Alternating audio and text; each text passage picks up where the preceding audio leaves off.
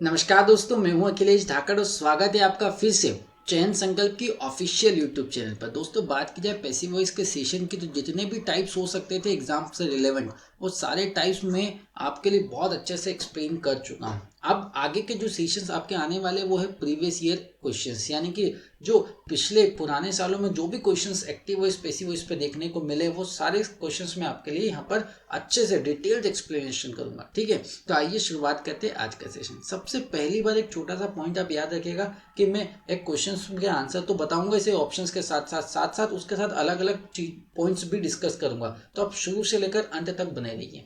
पहला क्वेश्चन है लिखा हुआ the audience loudly cheered the leaders speech. Audience ने क्या किया, लीडर की जो स्पीच थी उसको चीयर किया। सबसे पहली बात, अब इस सेंटेंस को आप देखेंगे तो आपने देखा कि भैया द ऑडियंस जो है वो सब्जेक्ट है, चीयर जो है वो वर्ब का सेकंड फॉर्म है और द लीडर्स क्या है, द लीडर्स स्पीच वो है ऑब्जेक्ट। और आपको पता है कि भैया जब भी आपको एक्टिव वॉइस में वर्ब का सेकंड फॉर्म देखने को मिले तो पैसिव वॉइस में वो वॉज या वर्ब में चेंज हो जाता है। तो सिंपल सी कहानी, चार ऑप्शंस देखिए, आप वॉज वर्ब जहां मिले उसको ले लीजिए और बाकी को एलिमिनेट कर दीजिए। ए वाला ऑप्शन जैसे ही देखेंगे तो आपको वॉज दिखा।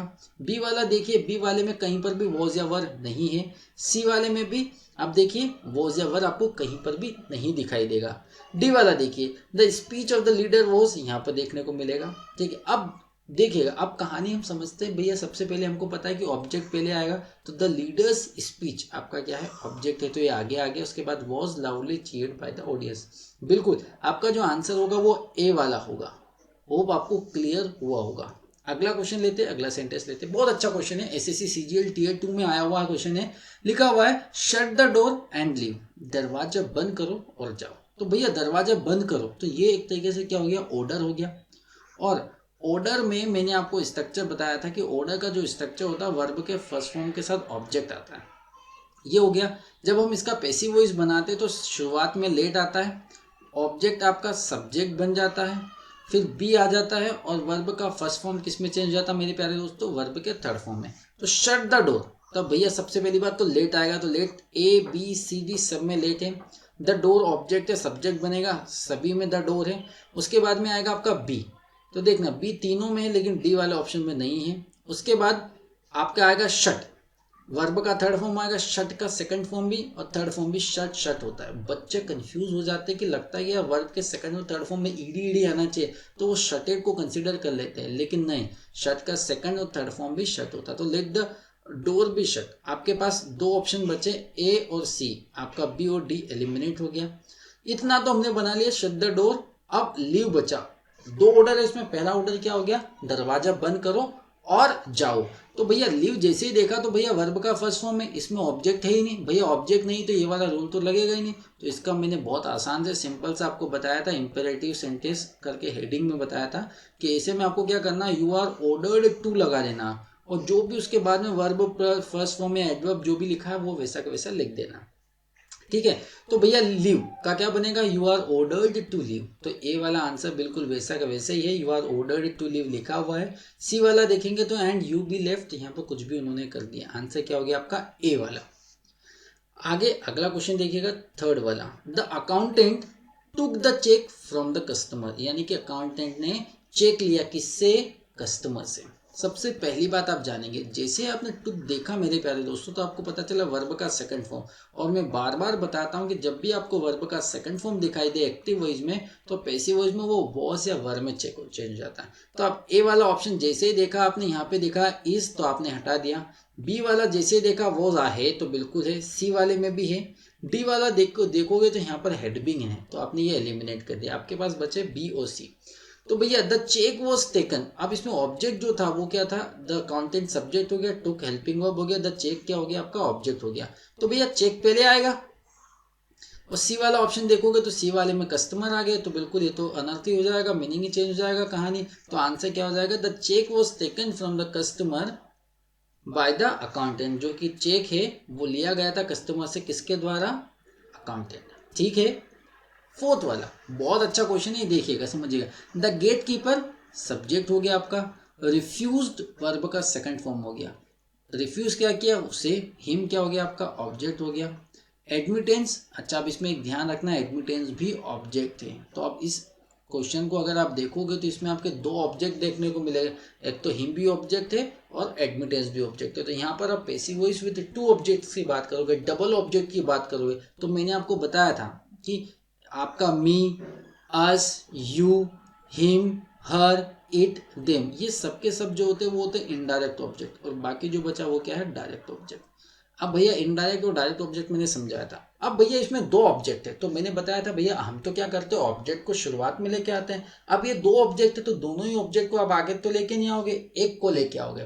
तो सिंपल सी कहानी है, पहले चारों ऑप्शन की तरफ चलते हैं। हिम अगर आगे आएगा तो ही होगा, तो ये भी हो सकता है। एडमिटेंस आगे आएगा तो एडमिटेंस बिल्कुल ही हो सकता है।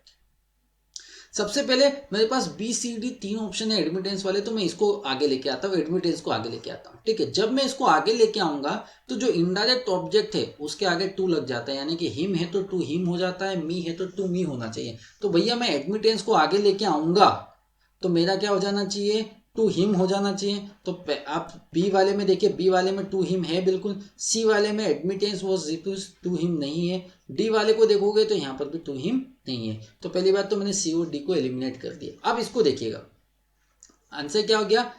अब आगे की कहानी, दूसरी कहानी क्या है उसको समझते हैं। जब भी आप वर्ब का सेकंड फॉर्म देखते हैं तो बार बार मैंने बताया भैया पैसिव वॉइस में वॉज या वर देखने को मिलता है।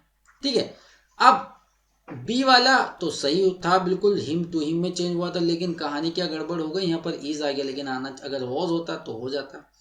ए वाला आंसर क्या हो गया, ही वॉज। अब इसको देख लेते भैया है सही है कि नहीं, हिम आगे आया ही हो गया, अच्छा वॉज हो गया, रिफ्यूज आ गया। भैया बाय के पहले आपको डायरेक्ट ऑब्जेक्ट लगाना तो लगाया है उन्होंने, तो he was refuse admittance by the gate keeper. तो आंसर क्या हो गया, ए वाला। हमको आंसर नहीं लगाना मेरे प्यारे दोस्तों, हमको उसका कॉन्सेप्ट समझना है कि भैया इसी तरह की चीज़ या इसी तरह की चीज़ रिपीट होती है वापस से, या कहीं ना कहीं ये फैक्ट यूज होता है तो हम सही से उसको अप्लाई कर पाए। चलिए आगे की बात करेंगे फिफ्थ क्वेश्चन की। Sohan was interviewing the political leader. Sohan क्या पॉलिटिकल लीडर को इंटरव्यू कर रहा था। जैसे आपने वॉज देखा और उसके बाद आईएनजी देखा, जैसे आपने वॉज या वर देखा उसके साथ आपने वर्ब के फर्स्ट फॉर्म में आईएनजी लेके आया, तो समझिएगा इसका क्या चेंज हो जाएगा, वॉज वर तो वॉज वर ही रहेगा। ठीक है, आईएनजी चेंज हो जाएगा बीइंग में, और वर्ब का थर्ड फॉर्म हमेशा पैसिव वॉइस में आते आता है। ठीक है, तो सबसे पहले द पॉलिटिकल लीडर्स आगे आ गया, तो ए बी सी डी चारों में देखोगे तो पॉलिटिकल लीडर्स आगे। हेल्पिंग वर्ब क्या आएगी, वॉज वर का वॉज वर ही रहेगा। सी और डी में देखिएगा, सी में आपका लिखा है आर तो ये हट जाएगा, और डी में लिखा आपका इज तो ये हट जाएगा। अब आपके पास दो ऑप्शन बचे ए और बी। जैसे आपने देखा द पॉलिटिकल लीडर्स, लीडर्स ज़्यादा है तो आपको पता है कि भैया जब सब्जेक्ट प्लूरल हो, यानी कि कर्ता जब बहुवचन हो तो वर्ब भी हम प्लूरल का यूज़ करते हैं। ये हमने सब्जेक्ट वर्ब एग्रीमेंट टॉपिक में पढ़ा है और ये हम जानते हैं। तो आंसर क्या हो जाएगा आपका, ए वाला बी वाला गलत हो जाएगा। ठीक है, आगे की कहानी बढ़ते हैं।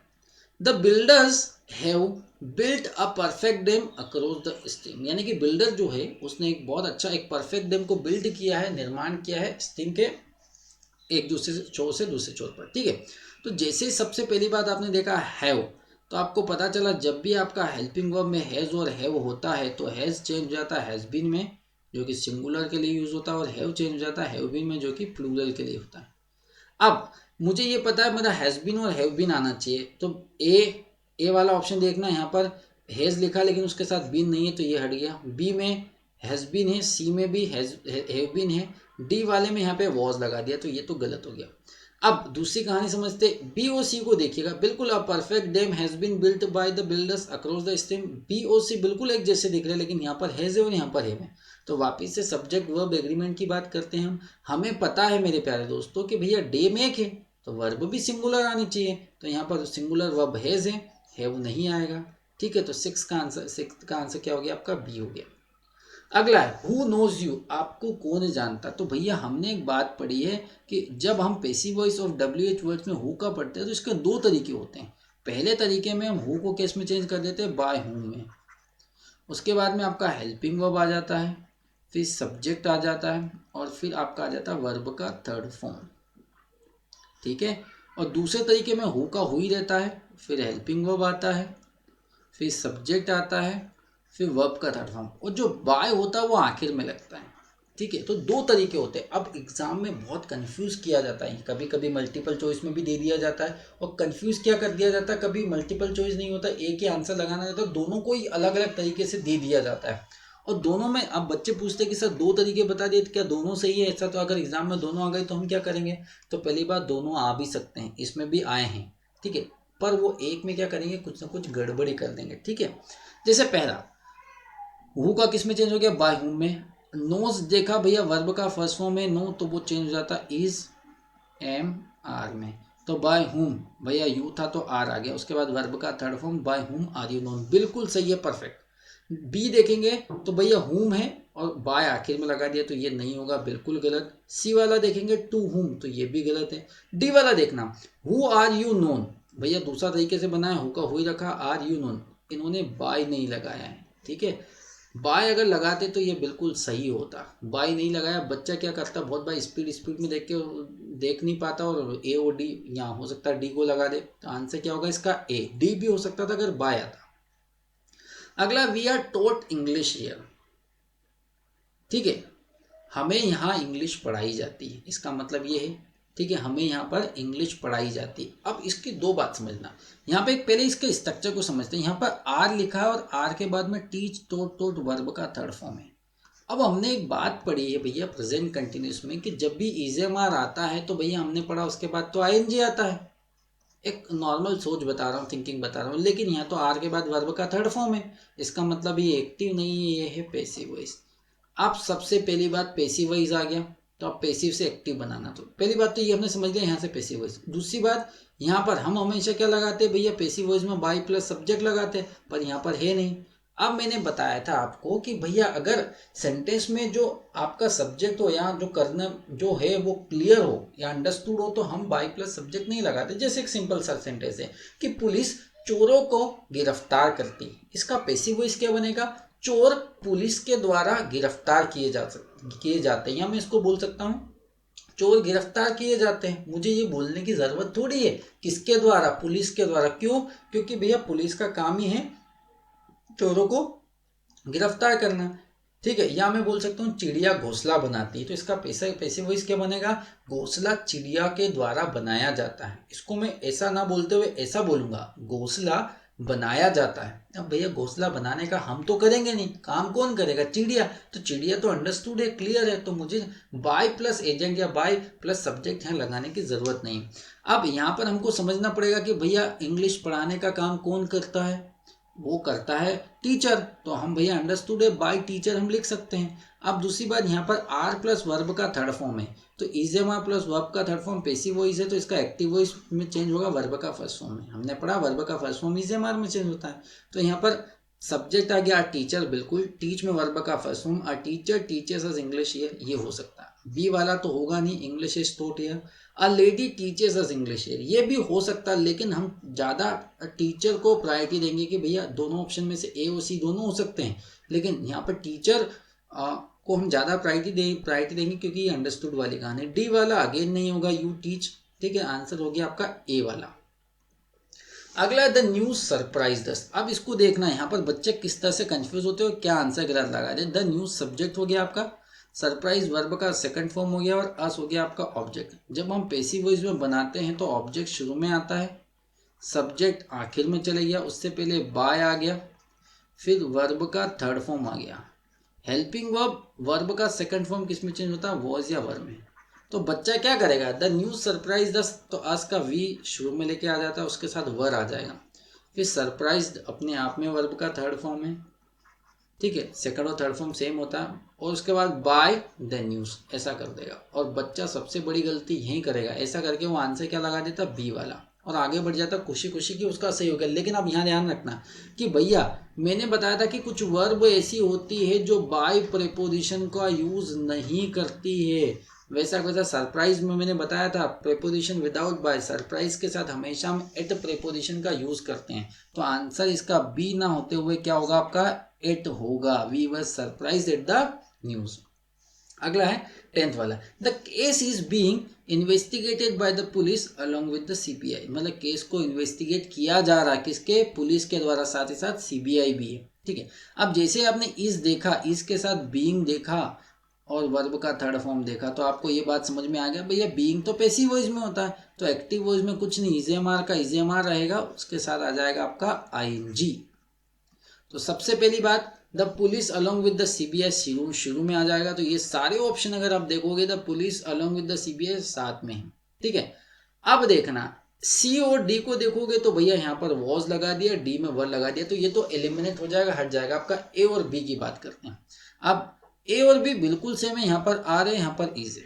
अब समझिएगा, अब आर लगाएं कि इज लगाएं, कंफ्यूज यहाँ पर होते हैं बच्चे, ठीक है, एग्जाम में प्रेशर होता है। अब एक छोटा सा फैक्ट है, बहुत बार बच्चे क्या समझ लेते हैं कि भैया पुलिस और सीबीआई दो है, प्लूरल है, तो वर्ब भी प्लूरल आ गया और आर आ जाएगा। ये आपका एक तरीके से हो सकता है आंसर सही निकल जाए, लेकिन फैक्ट गलत है, यहाँ पर इस तो नहीं होगा। अब देखना मैं रूल बताता हूँ, सब्जेक्ट वर्ब एग्रीमेंट का रूल है कि अगर दो सब्जेक्ट हो उनको as well as, along with,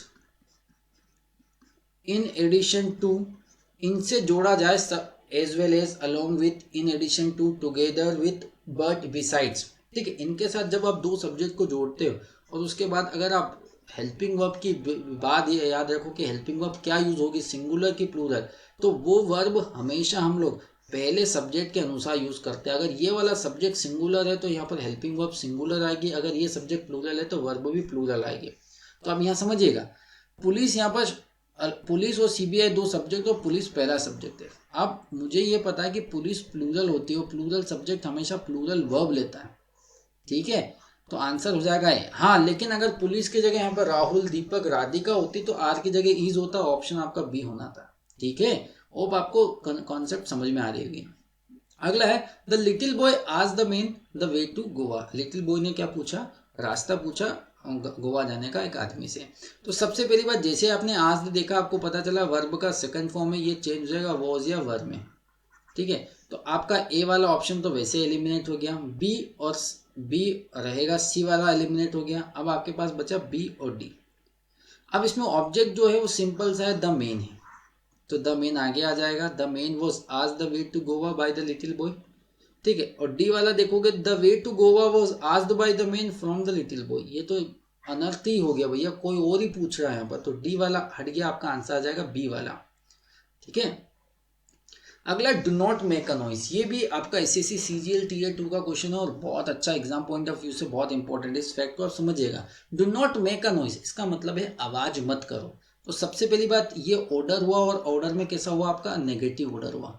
negative order का स्ट्रक्चर क्या होता है, हमने पढ़ा है, डू नॉट प्लस वर्ब का फर्स्ट फॉर्म प्लस ऑब्जेक्ट, ठीक है। पैसिव वॉइस कैसे बनेगा इसका, सबसे पहले लेट आएगा, फिर सब्जेक्ट आएगा और सब्जेक्ट के तुरंत बाद नोट आएगा। बहुत बार बच्चे कंफ्यूज होता है कि भैया नोट कहाँ लगाएं, बी के पहले।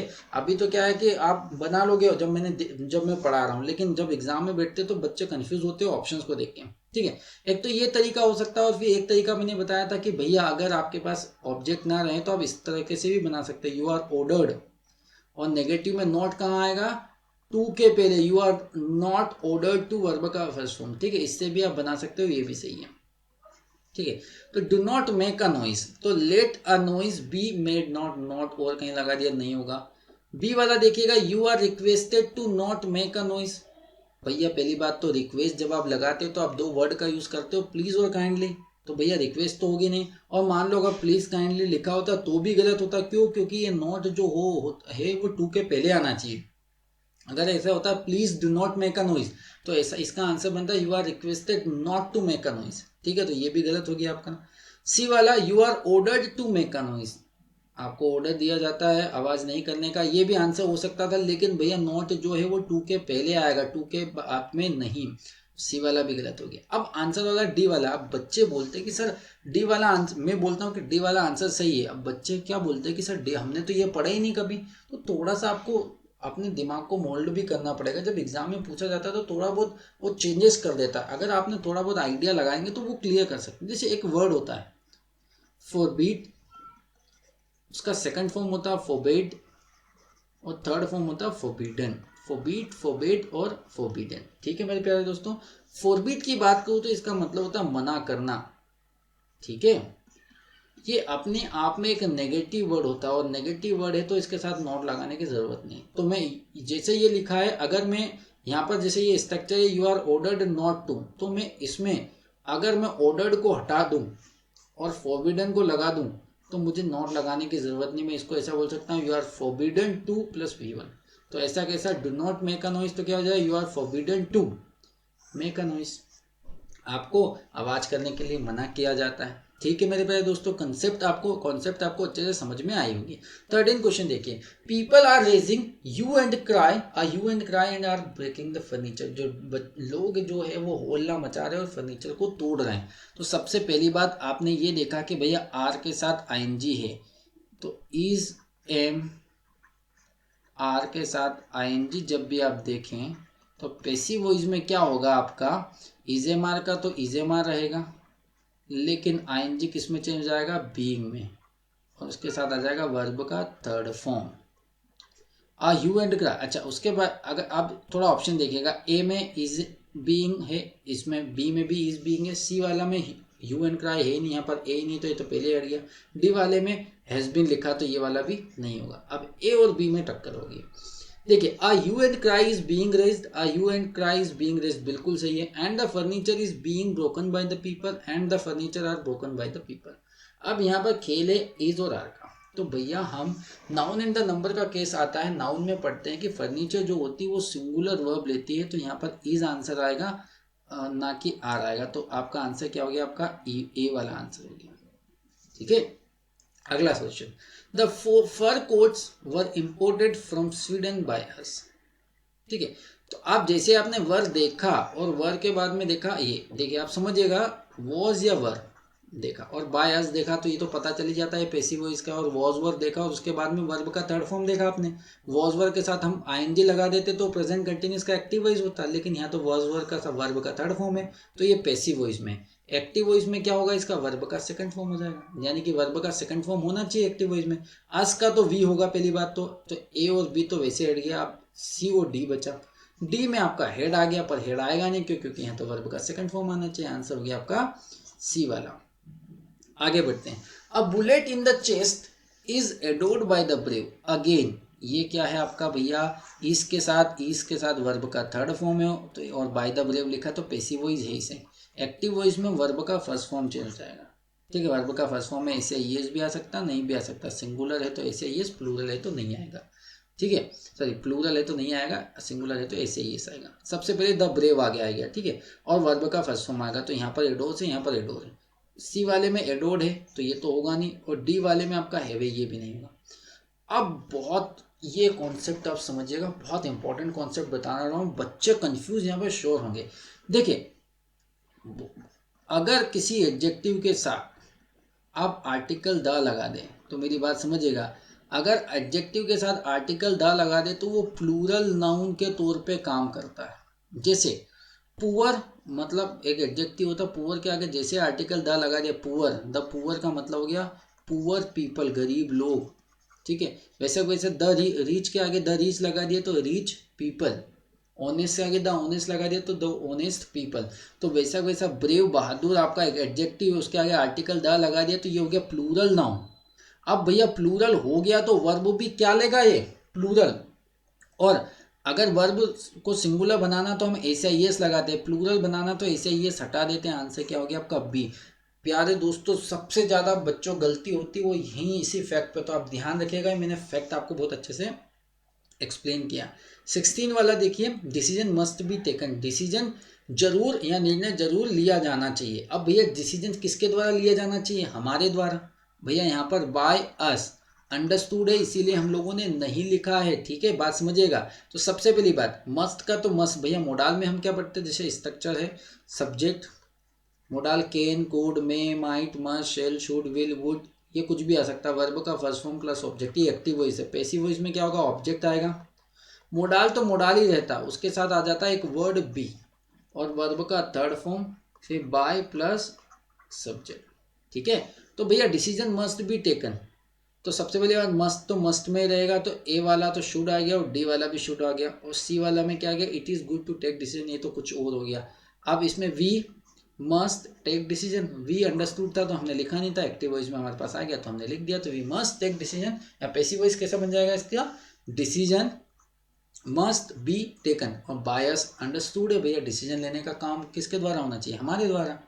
आगे बढ़ते हैं। I should have met him yesterday, मुझे उससे कल मिलना चाहिए था। मैंने आपको बताया मेरे प्यारे दोस्तों, आप समझिएगा, should have, could have, may have, might have, जब भी ये आए तो शुड हैव का शुड हैव बीन में चेंज हो जाएगा, कैन हैव का कैन हैव बीन में चेंज हो जाएगा, कुड हैव का कुड हैव बीन में चेंज हो जाएगा।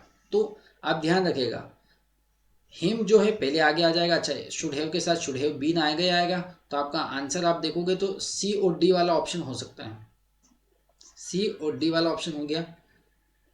ए और बी तो होगा नहीं, क्यों, क्योंकि शुड हैव के साथ यहाँ पर बीन नहीं है तो ये नहीं होगा, यहाँ पर बी आ गया तो ये नहीं होगा। सी और डी देखिएगा, he should have been meeting, यहाँ पर आईएनजी लगा दिया, पैसिव वॉइस में कभी आईएनजी नहीं आता, वर्ब का थर्ड फॉर्म आता, और मीट का सेकंड और थर्ड फॉर्म होता मेट मेट, तो आंसर क्या हो गया आपका, डी वाला हो गया।